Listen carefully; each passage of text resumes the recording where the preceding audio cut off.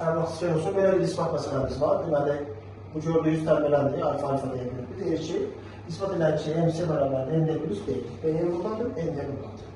Şimdi, bura alfa, bu hissi oldu 2 alfa. Bura 2 alfadırsa biz bura 90 çıx 2 alfa yaza bilərik. Çünki bu kvadrat olduğuna görə kvadratda hər tərəf 90 dərəcədir. Dolayısıyla 90 çıx 2 alfa buradırsa 2 alfamız var, bu olsun.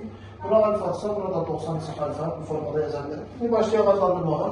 Məsələn, bura bir x deyək. Tərəfə bir t deyək, ya da bu tərəfdə t olsun. Burada bir k deyək. Baxaq şöyle nə olur. Heç uzatmadan buradan 90 çıx 2 alfa olacaq şəkildə deyil də, sadəcə alfa olacaq şəkildə bir xətt uzatsın. 90 dərəcə. Burada alfa olsun. Fikirlərin alfadır, 90 dərəcədir, 90 çıx alfadır. Alfadır 90 dərəcədir. O zaman burada 90 çıx alfa yazacaq. 90 çıx alfa t-ni görəndə alfa x-i görür. 90 çıx alfa t-ni görəndə alfa nəyə görülərdir burada? E-nci x-i görülərdir. Ondan sonra bir şeyə fikir verməyinizi istəyirəm. O da nədir? Bu hissə nə olar? Tam olaraq dediyim bu hissə.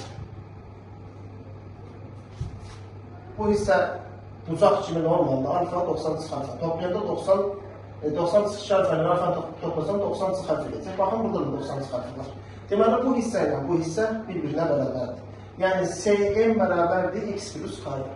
Düzdürmü? Burada deyəcəm ki Cm bərabərdir x plus k. Çünki bura ilə bura bu üç bucağın oturacaqlışı bucaqlar bərabərsə yan tərəflərdə bərabərdir. Cm bərabərdir x plus k. X buradır, k da bu. Yəni Cm bərabərdir x nb, k b ispat edildi. Sabahçı imtihanda hər kəsə uğurlar.